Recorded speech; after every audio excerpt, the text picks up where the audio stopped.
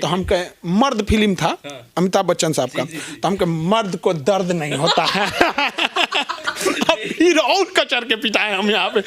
अरे आप एजुकेशन वालों का बात कीजिएगा, इस यहाँ पे इस सबका विद्यार्थी सबका मार्कशीट में नाम लिखने नहीं आता है, नमवा गलत लिख देता है, सब कुमार का कुमारी लिख देगा सब। कहे कि अगर हमसे एक सवाल छूटा तो यहाँ के लोग हमको जीने ना देंगे। यहाँ पे मास्टर हम क्या करें क्या नहीं करें। अब वहाँ होता है, आप हमको डर लग रहा था ना कि बिग बी साहब फिल्म दुनिया का मत पूछ दें। आप बताइए, आप पत्रकारिता कैसे सीखे? ठोकर खा के सीखे हैं कि नहीं सीखे? तो और मेरी बुआ हमको चिढ़ाने लगी, मजा आया है।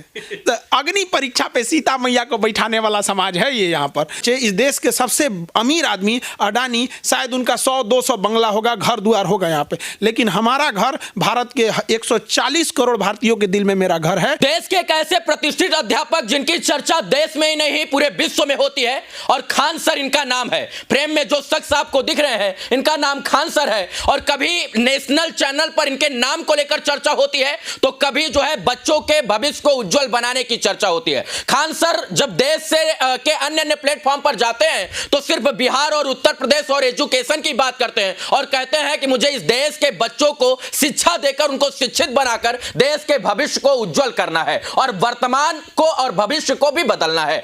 खान सर है कौन बनेगा करोड़पति के शो पर जब पहुंचे तो सदी के महानायक अमिताभ बच्चन भी इनके तारीफ में कसीदे पढ़ने लगे, और खान सर की तारीफ करते हुए अमिताभ बच्चन भी नहीं रुक रहे थे। मुझे याद है जब कपिल शर्मा शो में खान सर पहुंचे थे, तब कपिल शर्मा शो पर भी खान सर के ऊपर बहुत सारी चर्चाएं हुई, और इन्होंने अपने संघर्ष, अपनी कहानी और अपने अच्छे और बुरे दिन को जब वहां पर बताया तो तमाम लोग खड़े होकर उस दिन को याद कर रहे थे और खान सर की प्रशंसा और सराहना कर रहे थे। खान सर के साथ मैं बैठा हूं, मुझे नहीं पता मैं कहां से शुरुआत करूं, मैं कहां से अंत करूं, लेकिन मैं ये बात दावे के साथ कह सकता हूं कि बिहार में जब तक खान सर जैसे लोग रहेंगे, ऐसे अध्यापक रहेंगे, तब तक बिहार को विकास करने से कोई नहीं रोक सकता है। खान सर का एक ही मकसद कि गरीब, मजदूर, किसान, असहाय, पीड़ित, गरीब गुरबा के बच्चे को फ्री में शिक्षा देना है, और यही कारण है कि आज यूपीएससी की शिक्षा जो है, जो आईएएस बनाने की तैयारी करवाई जाती है, उसकी कम से कम यानी विश्व के अंदर सबसे कम दाम में यूपीएससी की तैयारी करवाते हैं। सर बहुत सारे प्लेटफॉर्म पर गए हैं, अगर हम सच में इनके तारीफ के पुल बांधने लग जाएं तो हमको लगता है कि हम 10 मिनट तक सिर्फ और सिर्फ खान सर के ऊपर ही बोलेंगे। लेकिन आज कोई विवाद नहीं,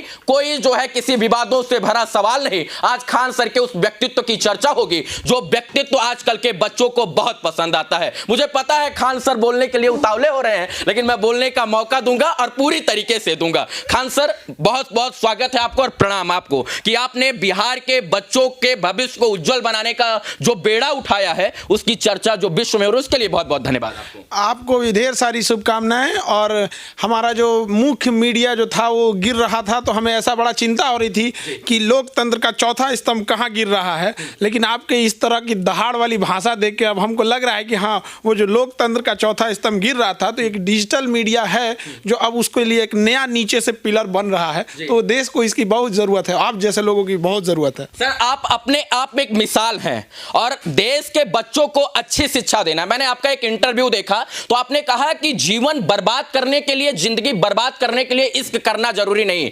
बिहार के यूनिवर्सिटियों में एडमिशन ले लीजिए और आपका भविष्य वैसे भी बर्बाद हो जाएगा। क्या कहेंगे, सेशन पूरे देश में 3 साल में कंप्लीट होता है, लेकिन बिहार का सेशन 4 साल, 5 साल, 6 साल, और होगा या नहीं होगा उसकी भी कोई गारंटी नहीं है। खान सर क्या कहेंगे बिहार के एजुकेशन सिस्टम को लेकर? ये कलंक है एक तरह पे हम लोग के, जहाँ पे नालंदा जैसे विश्वविद्यालय रहे हैं, वहाँ पे अगर सेशन आप 5 साल में कंप्लीट कीजिएगा तो ये चम्मच में डूब के मर जाने की बात है। चुल्लू का पानी काहे बर्बाद करेंगे यहाँ पे, चम्मच में इसे थूक के उसी में डूब जाए वहाँ पे। ये अब 3 साल में सेशन नहीं करा सकते हैं तो काहे लिए बैठे हैं अपने पद पे, हट जाइए वहाँ पे। हम आपको बताते हैं, हमारे यहाँ कुछ बच्चे पढ़ते तो कई बार कुछ ऐसे फॉर्म आते हैं ना जिसमें आप अपीयरिंग में भर सकते हैं और ज्वाइनिंग के टाइम पे आपको कंप्लीट होना चाहिए वहाँ पर, तो नौकरी हो जाता है और यहाँ सेशन अटका हुआ है। बहुत सारे बच्चे ऐसे हैं जो फॉर्म नहीं भर पाते हैं, जैसे अभी दरोगा आया था वहाँ पे, नहीं भर सकते हैं यहाँ पे। किसी का बीपीएससी है, किसी का कुछ है, तो क्यों लटका के रखे हैं यहाँ पे? आप 5 साल बर्बाद कर दिए। और एक यूनिवर्सिटी, जितने यूनिवर्सिटी में, बिहार के यूनिवर्सिटी में है ना, उससे ज़्यादा बच्चों को हम यहाँ डेली पढ़ाते हैं। यहाँ पे किसी का सेशन लेट हो जाए, किसी की टाइमिंग लेट हो जाए, हम अकेले संभाल सकते हैं। इतना भारी भरकम इंफ्रास्ट्रक्चर लेके, पूरा मैनेजमेंट लेके, प्रशासन लेके नहीं संभाल पाते हैं, तो क्या कर रहे हैं लोग यहाँ पे। हालांकि हमने ये बात बात राज्यपाल महोदय से भी उठाई थी, ये बात हमसे मुलाकात जब हुई थी तो उन्होंने आश्वासन दिया था और हम अपने सामने भी देखे थे कि वो लोग वीसी से बैठ के वार्ता भी कर रहे थे। संभवतः देखिए हम भी यही उम्मीद कर सकते हैं कि कुछ अच्छा बदलाव देखने को मिले और 3 साल का मतलब 3 साल ही होना चाहिए। कौन से ऐसे लोग हैं जो बिहार को सबसे नीचे पायदान पर बैक गियर यानी रिवर्स गियर लगाने का प्रयास कर कर पीछे ले जाने का काम कर रहे हैं? क्योंकि बिहार जिसकी चर्चा शिक्षा की वजह से होती थी, कभी यूपीएससी में सबसे ज्यादा बच्चे यहां से निकलते थे आईएएस पीसीएस, वो आज सेशन लेट हो रहा है, उनको अन्य राज्यों में पलायन करना पड़ रहा है, यानी मजदूरी के लिए भी पलायन और इसके बाद पढ़ने के लिए भी पलायन। हर क्षेत्र में पलायन है। आप देखिए बढ़िया, आप भी बाहर जाते होंगे, हम दिल्ली, मुंबई, बड़े शहर, अहमदाबाद जाते हैं, हम वहां देखते हैं तो बिहार के आपको मजदूर तो मिलेंगे ही मिलेंगे, ऐसा नहीं कि इंडिया में कहीं मिलेगा, बड़े बड़े उद्योगपति भी मिलेंगे, बड़े बड़े वहां पे बिजनेसमैन मिलेंगे, वो यहाँ को छोड़ के चले गए। क्यों कहें भैया यहाँ इकोसिस्टम उस टाइप का नहीं मिल रहा है, बड़े बड़े मतलब कोई ऐसा फील्ड नहीं है जहाँ ये लोग पहुंचा नहीं है बिहार वाले। हमें लगता है चांद पे भी जब बस्तियां बसाई जाएंगी तो बनाने में भी यही पहुंचेंगे बिहार के लोग, हाँ ये पक्का बनाने में भी यही पहुंचेंगे और बसने में भी यही पहुंचेंगे वहां पे। लेकिन उसके बाद भी जब यूनिवर्सिटी का सेशन लेट होता है तो बड़ा दुर्भाग्य होता है। हम ये कहते हैं कि जिस दिन कोई भी लड़का लड़की बच्चा ग्रेजुएशन किसी यूनिवर्सिटी में एडमिशन लेता है, उसके प्रोस्पेक्टस में जब आपको डेट लिखा होता है ना कि लास्ट डेट फॉर्म का ये है, तो उसके नीचवा लास्ट डेट 3 ईयर पास का भी डेट लिखो कि इस दिन के अंदर आपका 3 साल कंप्लीट हो जाएगा, और नहीं हुआ तो उसी दिन से टर्मिनेट कर दो उसको, जो वीसी हैं उनको खत्म करिए। नहीं करा सकते हैं तो किस काम के लिए हम वहां बैठे हुए हैं? दिल्ली, पंजाब, उत्तर प्रदेश, हरियाणा, मध्य प्रदेश, तमाम जगहों पर सेशन 3 साल में, लेकिन बिहार देश का एक ऐसा अजूबा राज्य जहां सेशन 4 साल में होगा, 5 साल में होगा, इसका फिक्र किसी भी बीसी को नहीं है। फिक्र लेगा कौन? खान सर लेंगे, तो इनके ऊपर अब मैं कुछ नहीं बोलूंगा। सबसे बड़ी बात यह है सर, आप 15 रुपए एक भिखारी को दे दीजिएगा तो भिखारी को 15 रुपया फेंक देगा, लेकिन आप यूपीएससी की तैयारी जो है पूरे देश के लड़कों को एक 15 रुपए दिन के हिसाब से करवाते हैं। इतनी सरल शिक्षा आपने कैसे कर दिया? आप सरलता के लिए जाने जाते हैं कि किसी को किसी भी प्रकार से किसी भी तरीके से आप बड़ी सरल सहजता और सुलभता के साथ सजाकर उसको बता देते हैं, लेकिन इतनी सरल शिक्षा, जहां शिक्षा माफिया बैठे हैं, शिक्षा को एक व्यापार बना दिया गया है, तहां 15 रुपए के हिसाब से, 15 रुपए दिन के हिसाब से आप यूपीएससी की तैयारी करवाते हैं। आप अपने लिए कुछ बचा पाते हैं या सिर्फ बच्चों को पढ़ाने में लगा देते हैं? और 15 रुपए में कितने बच्चों को पढ़ाते हैं? देखिए, आप देखिएगा यूपीएससी की फीस तो 8-8.5 हजार की फीस में 1.5 साल लड़का पढ़ता है, जो भी लड़का 8,000 रुपए में 1.5 साल बच्चों को, मतलब यूपीएससी की हाँ, मतलब उसको दिन की, जैसे बड़े महानगर में भी बिल्कुल आप उसको आप दिन के हिसाब से काउंट किए तो 15 रुपए है। सच बोले हैं कि दिन के हिसाब से काउंट करेंगे तो शायद एक भिखारी के लिए भी वो कम पड़ जाए यहाँ पे। लेकिन हमारा क्या देते तो कहता रख लो इसको, तुम यूज कर लेना। असल में महंगाई इतनी बढ़ गई कि वो लोग भी क्या करेंगे? आप 10 रुपए में 2 रोटी खाएगा, 10 रुपए में तो उसका पेट भी नहीं भरेगा, तो वो भी क्या करे बेचारा वहां पे। तो हम सबसे सस्ती और पूरी इंडिया के सबसे बेस्ट टीचर के साथ हमने दिया, इंडिया के सबसे बेस्ट टीचर। और हम भी कहते हैं कि अगर कोई टीचर मंगल ग्रह पे है ना बेस्ट टीचर, तो उसको मंगल ग्रह से लाएंगे यहाँ पर, उनको ले आएंगे बच्चों को। क्यों? क्योंकि जब हम लोग जब इंटर पास किए थे तो हम लोग के साथ जो बच्चे पढ़ने में अच्छे थे, तो कोई यूपीएससी की तैयारी करने के लिए दिल्ली गया, कोई कोटा गया, तो हम लोग जब उनको छोड़ने आते थे बड़ा दुख होता था, काश हमारे पास भी पैसा होता ना तो हम लोग भी ये पढ़ लेते हैं यहाँ पर। तो जब हमें मौका मिला तो हमने ये ठान लिया कि गरीबी के वजह से कोई भी व्यक्ति की पढ़ाई नहीं छूटेगी जब तक हम जिंदा हैं तब तक। और रही बात हमको क्या बचता है, तो कुछ बचे या ना बचे, इस देश के सबसे अमीर आदमी अडानी, शायद उनका 100-200 बंगला होगा, घर द्वार होगा यहाँ पे, लेकिन हमारा घर, भारत के 140 करोड़ भारतीयों के दिल में मेरा घर है, यही मेरी कमाई है, हमको उतना में मिल जाता है। और रही बात जहाँ पे कि जो शिक्षा में लूट मची हुई थी, तो उसको हम लोगों ने जरूर तोड़ा है, जिसका हम लोग को समय समय पे विरोध भी देखने को मिलता है। कई को बोलते रहेगा कि लॉकडाउन आया ना तो 2 महामारी आया, एगो कोरोना, एगो खान सर। कोरोना ले गया हम लोग का कोरोना नहीं पसंद, लेकिन ये खान सर रूपी महामारी हमको पसंद है, और ये खान रूपी महामारी हमको हर बार चाहिए सर। और मैं चाहता हूँ कि ऐसा कोरोना आए और खान सर रूपी महामारी हमारे देश के बच्चों को मिल जाए। अच्छा, हम लोग उन लोग का बड़ा विरोध भी झेलना पड़ता है। जैसे आप पत्रकारिता करेंगे तो कुछ ना कुछ आपको भी झेलना पड़ेगा। आप अच्छा काम करके देखिए, एक कहते हैं ना, बड़े छाले थे उसके पाँव में, लगता है उसूलों पे चला होगा वो।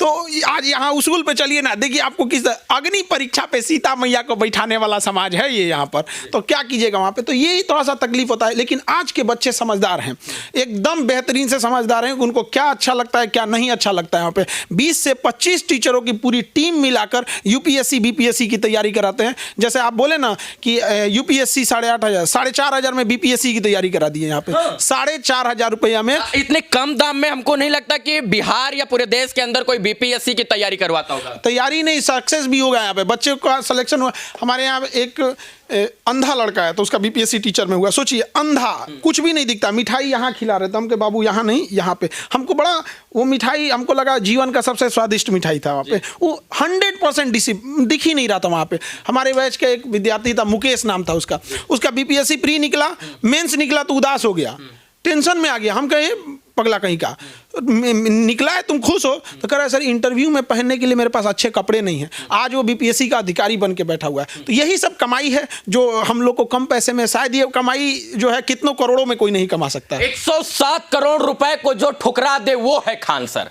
और खान सर वो ऐसे अध्यापक हैं जो जिनके पास बोरा भरकर रुपया आए और कहे कि आप इस रुपए को लेकर आजीवन पढ़ाइए, लेकिन खान सर ठुकरा दे और कहें कि नहीं, हम पैदा हुए हैं तो सिर्फ और सिर्फ गरीबों को पढ़ाने के लिए, अमीर के बच्चों को नहीं। हाँ, जरूरी है कि अमीर अगर पढ़ना चाहता है तो उनके लिए भी सुलभता के साथ मेरे पास जो है सरल भाषा में वही शिक्षा आप अर्जित कर सकते हैं। सर आप कौन बनेगा करोड़पति की हॉट सीट पर बैठे बिना किसी भी जो है लाइफ लाइन को लिए हुए, एक खान जी और थे, उन्होंने कहा लाइफ लाइन ले लीजिए, लेकिन आप कहे नहीं तो नहीं तो नहीं, और बिना लाइफ लाइन लिए हुए आप सारे सवालों का जवाब देकर चले आए। और आपकी सरलता और सुलभता से जिस प्रकार से आप पढ़ाते हैं उसके दीवाने तो बिग बी भी हो गए। उन्होंने न्यूट्रॉन प्रोटॉन क्या समझने का प्रयास किया था। आपने कहा जाकिर सर न्यूट्रॉन है, हम प्रोटॉन है, और मान लेते हैं, आपस में झगड़ते हैं और इस चीज के दीवाने हो गए।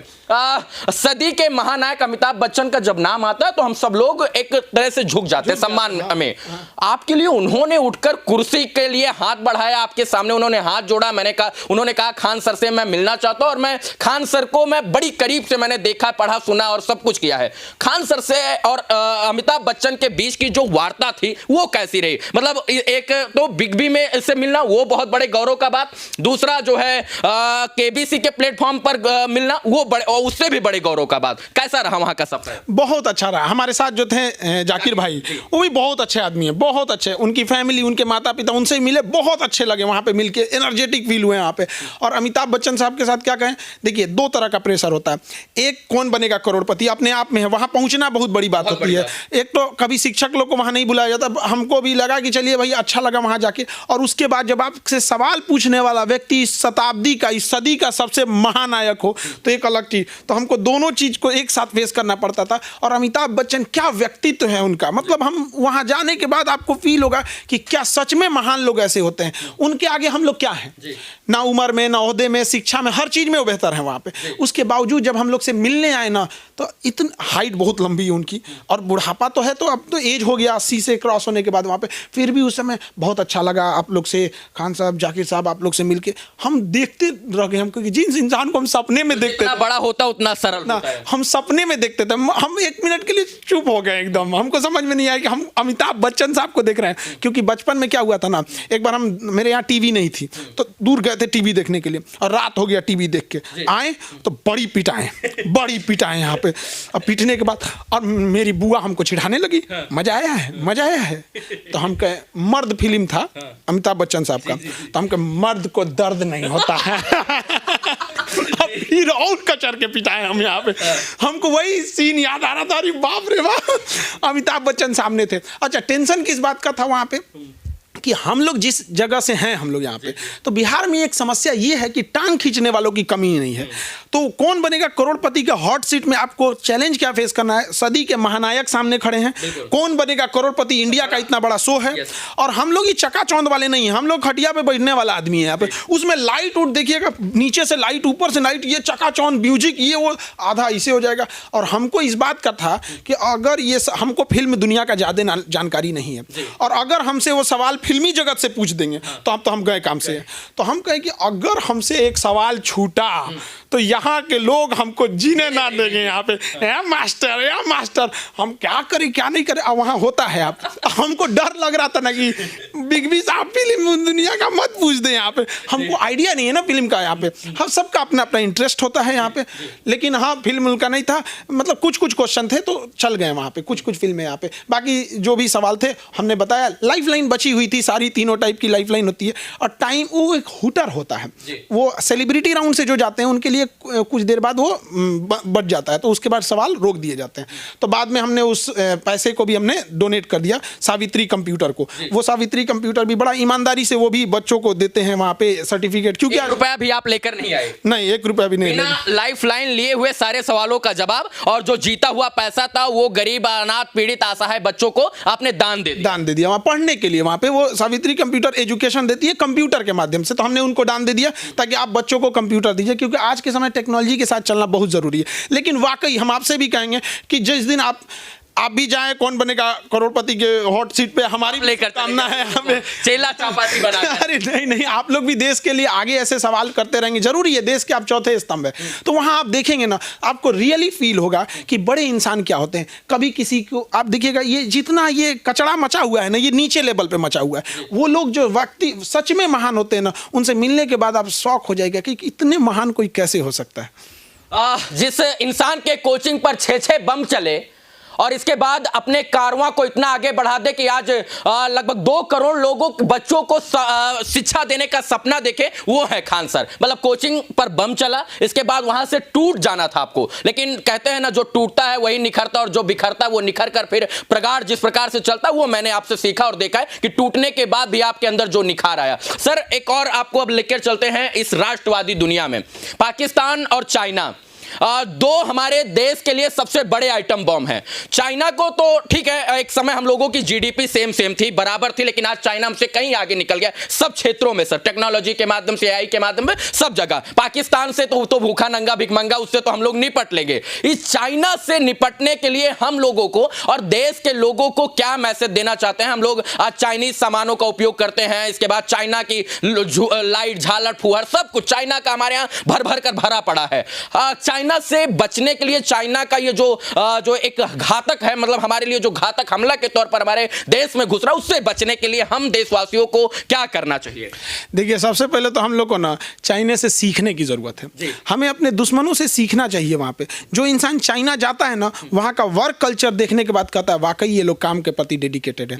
हर इंसान को अपने काम के प्रति डेडिकेटेड रहिए। एक छोटा बच्चा अगर वो पढ़ाई नहीं कर रहा है, स्टूडेंट है, पढ़ाई नहीं कर रहा है, तो आपको क्या लगता है जॉब लगने के बाद नौकरी ईमानदारी से करेगा? नहीं करेगा। हर इंसान को अपनी ईमानदारी से काम करना चाहिए। अगर कोई मजदूर है तो उसका सामने मालिक रहे न रहे, ठेकेदार रहे न रहे, ईमानदारी से और बेहतरीन काम करे एकदम वहां पे। ये वहां चाइना ने बहुत शानदार काम करके दिखाया, फिनिश करके, और उसने एजुकेशन के साथ साथ स्किल सिखाया। जैसे एक गरीब बच्चा है, वो ग्रेजुएशन कर रहा है, बीए किया, बीएससी किया, उसके बाद वो कहां जाएगा? कौन नौकरी देगा? कंपटीशन की तैयारी करेगा, वैकेंसी का कुछ आता पता नहीं रहता है। यहाँ पे इलेक्शन है तो ठीक है, नहीं तो वो भी गया काम से यहाँ पे। तो उसको 3 साल के ग्रेजुएशन पे नॉलेज मिला, उसको दिमाग बढ़ाने के लिए, पेट भरने के लिए 3 साल में आपने क्या सिखा दिया उसको? 3 साल में उसको चाहते तो उसके पास 50 स्किल रख देते कि तुम कारपेंट्री सीखोगे, वेल्डिंग सीखोगे, ड्राइविंग सीखोगे, अर्थ मूविंग गाड़ियां चलाना सीखोगे, जेसीबी सीखोगे, क्या सीखोगे जिससे तुम रोजी रोटी चला सको। 3 साल में उसको 3 किताब पढ़ा के भेज दे रहे हैं हम यहाँ पे। वही इन सोचना का 3 साल में सेशन पूरा नहीं हो रहा है। बताइए, उसमें परीक्षाएं भी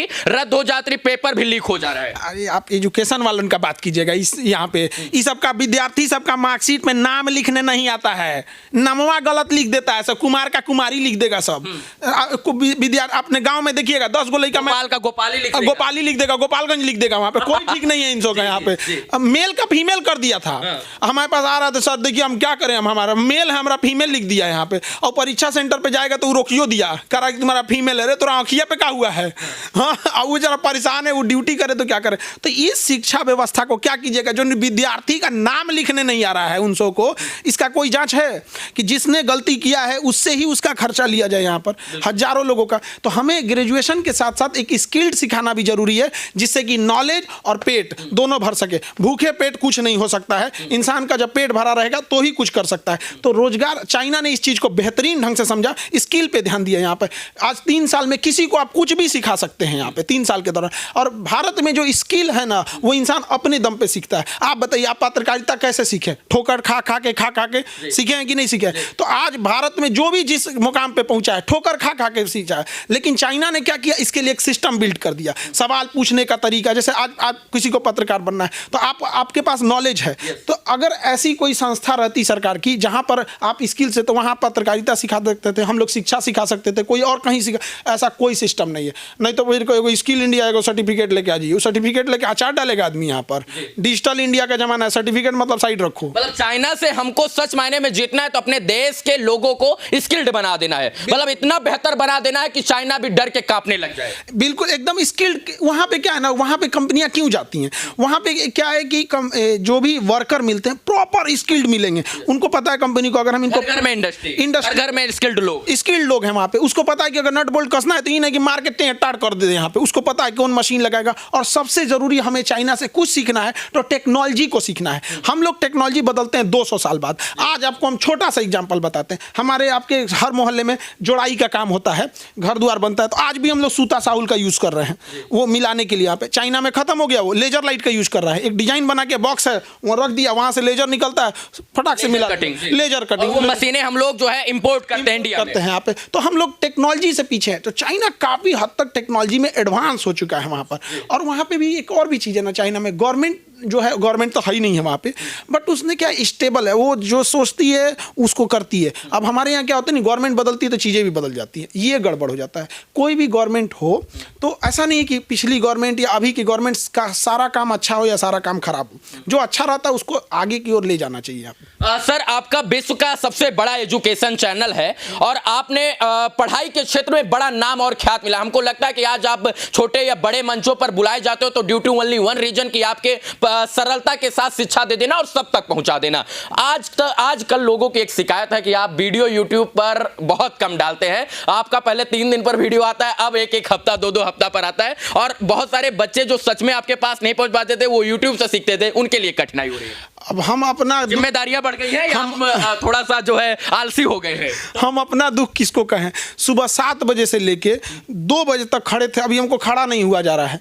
सुबह 7 बजे से 2 बजे तक खड़ा हो के पढ़ा के फिर बीपीएससी वालों का इंटरव्यू लेके फिर अभी आप लोग के सामने खड़े हैं। तो मतलब अब हम भी मशीन मतलब थक ही जाते हैं, लेकिन हम पूरा अपना एक एआई लॉन्च कर दीजिए। हमको भी लगता है लेकिन मशीन कितना ही कर पाएगा। यहाँ पे जो भाषा है हम लोग का बिहारी टोन है, जो देहात का भाषा है, एकदम करजवा चीर के घुस जाता है अंदर, एकदम वो वाला बात एआई में नहीं आएगा, एकदम आर पार पहुंचा दे आदमी एकदम उसको। तो कोशिश रहती है, लेकिन हाँ आप भी बोल रहे हैं, मतलब आप ग्राउंड रिपोर्टिंग लेके आए हैं कि लोगों की शिकायत है। बिल्कुल, हम आपके चाहने वालों से, मैं फैन नहीं बोल सकता हूं, आपको भगवान मानने वाले लोगों की शिकायत है। मैं फैन बोलूंगा तो उनके लिए बड़ी प्रॉब्लम हो जाएगी और आपके लिए भी थोड़ा सा ये दुख का विषय होगा, शर्मिंदगी की बात होगी। आपको लोग भगवान मानते हैं। सर, मैं ग्राउंड पर बिहार में सबसे ज्यादा पत्रकारिता करता हूं और मुझे पता है कि जो जिनके तक शिक्षा नहीं पहुंची है वो बच्चे आपको भगवान मानते हैं। हम लोग एक साधारण व्यक्ति हैं।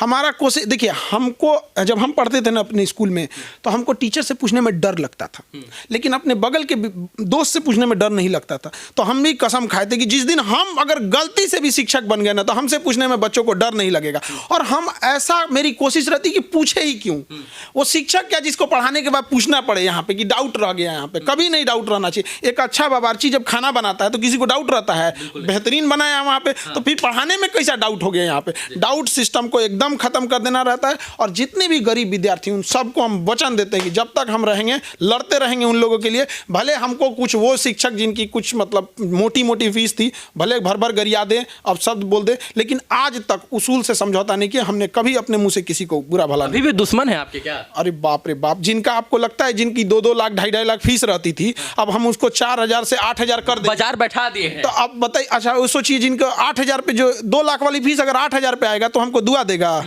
गरीबे ना करेगा। यहाँ पे उन सौ का बस दांते काट ले सब हमको। मान सम्मान स्वाभिमान रुपया पैसा, बहुत सारे लोग, बहुत सारे चाहने वाले, पहचानने वाले, बहुत सारे फैन, सब कुछ आपके पास है। प्रतिष्ठा भगवान ने दी, ईश्वर ने जो है आपको मान सम्मान सब कुछ दिया। खान सर को आप क्या चाहिए? हमको तो बहुत बड़का चीज चाहिए। क्या? अखंड भारत। और हमारा है कि देखिए, अकेले हम लोग नहीं कर सकते, अकेला चना भार नहीं फोड़ सकता है, लेकिन हमारा उद्देश्य है हम 20 करोड़ लोगों को शिक्षा देना। 1 करोड़ 20 करोड़ 1 करोड़ दे दिए हैं।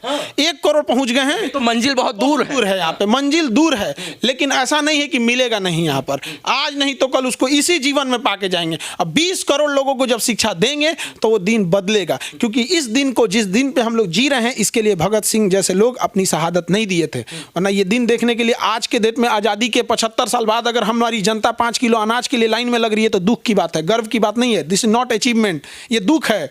अगर हम लोग आज़ादी के बाद भी हमारे देश के लोगों को इस लायक सक्षम ना बना सके कि अपने अपने पैसे से वो बाथरूम बनवा सके, अपनी बहन बेटियों की इज्जत का ध्यान रख सके, दुख है हमारे लिए। इसको अचीवमेंट भी देख सकते हैं, लेकिन आप दो तरह से देखिए। एक किसान 5 किलो अनाज के लिए लाइन में लग जाता है, दुख की बात है। 500 रुपया महीना के लिए किसान लाइन में लग जाता है, ये दुख की बात है। 2000 रुपया, उसको 6000 रुपया सालाना आता है, 500 रुपया आता है महीने का। आप सोचिए, क्या ये अचीवमेंट है हमारी? हम लोग वहाँ हैं। ऐसा नहीं कि ये गलत है, अच्छी चीज़ है, लेकिन हमें सोचना चाहिए कि जिस किसान को हम 500 रुपया के लिए लाइन लगा रहे हैं, उसको 1500 रुपया के फिर डीएपी के लिए लाइन में लगा रहे हैं। आप डीएपी सस्ता कर दीजिए, यूरिया सस्ता कर दीजिए, किसान वापस दे देगा। इतना स्वाभिमानी है, वापस दे देगा 500 वाला। इस देश की शिक्षा व्यवस्था पर सर लगभग 5 से 6% जीडीपी का जो योगदान है, मतलब जितनी जीडीपी उसका 5-6% दिया जाता है, फिर भी शिक्षा व्यवस्था राम भरोसे क्यों? ये कुछ देखिए, अब जो शिक्षक जा रहे हैं वो जिम्मेदारी से पढ़ा रहे हैं, और सरकार को इसकी मॉनिटरिंग सिस्टम को रखनी चाहिए। यहाँ पर मॉनिटरिंग सिस्टम क्या है कि विद्यालय में क्या पढ़ाई जा रही है क्या नहीं, इसके लिए हम पूरे भारत से भी हर राज्य सरकार से विनती करते हैं कि एक यूनिवर्सिटी खोलिए टीचर लोगों के लिए। कि शिक्षा व्यवस्था में कौन सी प्रणाली आनी चाहिए, एक सिस्टमेटिक व्यवस्था होनी चाहिए। यहाँ हम सर को उसका प्रेसिडेंट बना दिया जाए। अरे नहीं, हमको काहे लिए बनाएंगे? हमारा बुद्धिजीवी लोगों को इस संसार में जरूरत है, और मुझे नहीं लगता है कि शिक्षा को आपने सबसे अच्छे तरीके से देखा है, बहुत करीब से आपने शिक्षा को देखा है, और हमको लगता है कि आप इतने करीब से देखें तो इतनी बारीकी के साथ आप नीति भी बना सकते हैं। तो नो डाउट आपको प्रेसिडेंट बना दिया जाए, ऐसा जो है एक मंत्रिमंडल बनाया जाए, उसमें आपको मंत्री बना दिया जाए, और आप उस शिक्षा को और बेहतर कर सकते हैं। हम लोग अभी जहाँ हैं वहाँ से बेटर कर रहे हैं, लेकिन हाँ ये जरूर है, हम कहना चाहेंगे एक मंत्रिमंडल बना जाए, कमेटी बना दिया जाए। हाँ, कमेटी वगैरह बनाते रहे वहाँ पे। मंत्रिमंडल वगैरह चीज को लेके आदमी बड़ा दुविधा में रहता है यहाँ पे। लेकिन एक यूनिवर्सिटी फॉर टीचर्स होना चाहिए, जहाँ टीचर्स को ये बताया जाए कि भैया आप नॉलेज है, आपके पास कोई डाउट नहीं है, आपके पास नॉलेज है, लेकिन इस नॉलेज को परोसना कैसे है। जैसे एक बहुत अच्छा खाना बन के आया है, ठीक है, एक व्यक्ति ने कहा कि रे ठूस ले, किसी को अच्छा नहीं लगेगा, और किसी ने कहा कि आइए बिराजिए, बैठिए, खाना आपके लिए बना है, आप खाइए। यहाँ पे सेम खाना एक के लिए जहर हो जाएगा, मतलब नहीं खाएगा वो। तो सेम शिक्षा अगर हम परोसते कैसे हैं, ये मायने रखता है। किसी भी बच्चे को अंदर शिक्षा शौक होने लगे, जिस दिन एक शिक्षक का पढ़ाए से कोई बच्चा फिल्म देखना छोड़ के क्लास में चला जाएगा, वही सफल है। हमको लगता है 3 घंटे की फिल्म लोगों के लिए बोरिंग हो जाती है, लेकिन खान सर का 3 घंटे का क्लास जो है लोगों के लिए मनोरंजन हो जाता है, सीख कर भी लोग जाते हैं। बिल्कुल, यहाँ बैठे रहते हैं लोग, क्लास करते हैं। बीपीएससी का क्लास 10-10 घंटा चलता है। हाँ। 10 घंटा चलेगा वहाँ पे, उसके बाद भी कहते हैं सर आ जाए। हम नहीं भैया, हमको भी जीने दो। सर एक और अंत में चलते चलते देखिए, हमारे पास सवालों का बहुत सारा पिटारा है, क्योंकि हम आपसे बहुत दिन बाद और पहली बार मिले हैं, और हमको